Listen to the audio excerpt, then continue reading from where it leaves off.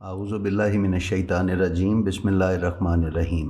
नाज़रीन व सामीन अस्सलामु अलैकुम। उम्मीद है आप खैरियत से होंगे और हमारे वीडियोस से मुस्तफ़ीद हो रहे होंगे।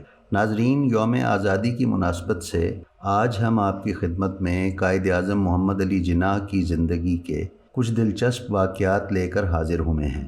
तो आइए चलते हैं और देखते हैं कि हमारी आज की वीडियो में आपके लिए क्या है। नाजरीन, कायद आज़म मोहम्मद अली जिन्ना के वालिद जिन्ना भाई पूंजा और उनकी वालदा मिट्ठी बाई गुजरात बहारत के गांव पानीली मोती में रहते थे। वो 1875 में हिजरत करके कराची आ गए, जहां 1876 में कायद आज़म की पैदाइश हुई। कायद आज़म ने इब्तदाई तौर पर सिंध मदरसातुल इस्लाम में पढ़ा और फिर क्रिश्चियन मिशनरी सोसाइटी स्कूल से बॉम्बे यूनिवर्सिटी एग्ज़ामिनेशन के तहत मैट्रिक किया। उसके बाद वो 1893 में बरतानिया चले गए। वहाँ उन्होंने लंदन में अपने वालिद के दोस्त सर फ्रेडरिक ली क्राफ्ट की तिजारती कंपनी में नौकरी की। कायद आज़म की सवाने हयात लिखने वाले हेक्टर बोलीथो ने उस सवाने हयात में कायद आज़म के बरतानिया जाने से कबल का एक वाक़या शामिल किया है। उस किताब के मुताबिक कायद आज़म ने खारादर में अपने मोहल्ले के बच्चों को कैंचे खेलते देखा तो उनसे कहा कि वो कैंचे ना खेलें, इससे इनके हाथ और कपड़े गंदे होते हैं। इसकी बजाय उन्होंने उन बच्चों को क्रिकेट खेलने का मशवरा दिया और क्रिकेट सिखाई भी। फिर जब कायद आज़म बरतानिया जाने लगे तो उन्होंने अपनी क्रिकेट किट इन्हीं बच्चों के हवाले कर दी। बाद की ज़िंदगी में बिलियर्ड्स उनका पसंदीदा खेल बन गया था। क्रिकेट के हवाले से उनकी एक तस्वीर लाहौर जिम खाना म्यूज़ियम में मौजूद है। उस तस्वीर में कायद आज़म क्रिकेटर नज़र मोहम्मद को ट्रॉफ़ी दे रहे हैं। बाद अज़ां नज़र मोहम्मद पाकिस्तान की जानिब से टेस्ट क्रिकेट में सेंचुरी बनाने वाले पहले खिलाड़ी बने। लंदन में रहते हुए कायद आज़म मोहम्मद अली जिन्ना ने अपने वालिद की ख्वाहिश के बरखिलाफ़ कानून की तालीम हासिल करने और बैरिस्टर बनने के लिए लिंकन्स इन में दाखिला लिया। उस दरसगाह में दाखिले की वजह यह बयान की जाती है कि कायद आज़म ने यहाँ नस्ब शुदा एक बोर्ड देखा जिस पर दुनिया के अजीम इंसानों के नाम लिखे थे। उस लिस्ट में सबसे ऊपर नबी करीम हज़रत मोहम्मद सल्लल्लाहु अलैहि वसल्लम का नाम अक़दस लिखा हुआ था। सन 1954 में कायद आज़म पर किताब लिखने वाले हेक्टर बोलीथो के मुताबिक यहीं लंदन में 1894 में कायद आज़म ने जिन्ना भाई से मिस्टर जिन्ना का नाम और मगरिबी लिबास इख्तियार किया और पहला मोनोकल, जिसे एक शीशे वाला चश्मा कहा जाता है या जो एक शीशे वाला चश्मा होता है, वो ख़रीदा। कानून की तालीम हासिल करने के लिए ये उनका अज़म ही था, जिसकी बुनियाद पर उन्होंने मुकर्रर वक्त से बहुत पहले कम उम्र में ही बैरिस्ट्री की तालीम मुकम्मल कर ली। इस दौरान वो लंदन में क़याम के दौरान जिस जगह रिहाइश पजीर थे वो लिंकन्स इन से 4 गलियों के फासले पर थी।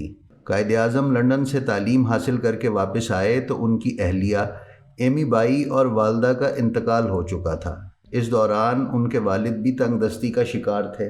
उस हवाले से हेक्टर बोलीथो अपनी किताब में कायद आज़म की एक रिश्तेदार का बयान नकल करते हैं। उनके मुताबिक उस दौरान कायद आज़म उन्हीं के साथ रहते थे। 2 कमरों के मकान में वो 8 अफराद रिहाइश पजीर थे।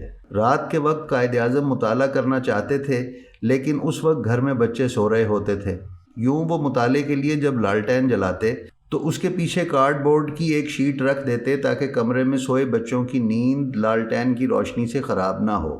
बाद अज़ां कायद आज़म कानून की प्रैक्टिस करने के लिए बॉम्बे चले गए। वहाँ वो एक कामयाब वकील बनकर उभरे।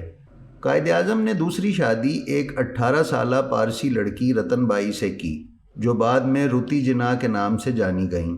निकाह से पहले रतन बाई ने कबूल इस्लाम किया और उनका नाम मरियम रखा गया। निकाह का सारा इंतज़ाम राजा साहब महमूदाबाद ने किया और ना सिर्फ शादी की अंगूठी के तौर पर अपनी शाही अंगूठी दुल्हन के लिए दी, बल्कि 1.25 लाख रुपया हक महर भी खुद से अदा किया। कायद आज़म अपनी जहानत और हाजिर जवाबी की वजह से भी शोहरत रखते थे। एक मर्तबा बॉम्बे हाई कोर्ट में एक मुकदमे के दौरान जज ने कायद आज़म से मुखातिब होकर कहा, मिस्टर जिन्ना, ये बात जहन में रखें कि आप किसी तीसरे दर्जे के मजिस्ट्रेट से मुखातिब नहीं हैं। कायद आज़म ने जवाबन कहा, माय लॉर्ड, मुझे भी ये कहने की इजाज़त दीजिए कि आप भी किसी तीसरे दर्जे के वकील से मुखातिब नहीं हैं। ایک اور موقع پر کسی مقدمے کی سماعت کے دوران جج نے قائد اعظم کو مخاطب کر کے کہا کہ مسٹر جناح اپنی آواز نیچی رکھیں، آپ کو کم از کم میرے سفید بالوں کا تو احترام کرنا چاہیے۔ اس پر قائد اعظم نے جواب دیا، مائی لارڈ، میں اس چیز کی عزت کرتا ہوں جو ان بالوں کے نیچے ہے، اور وہ آپ کا دماغ ہے۔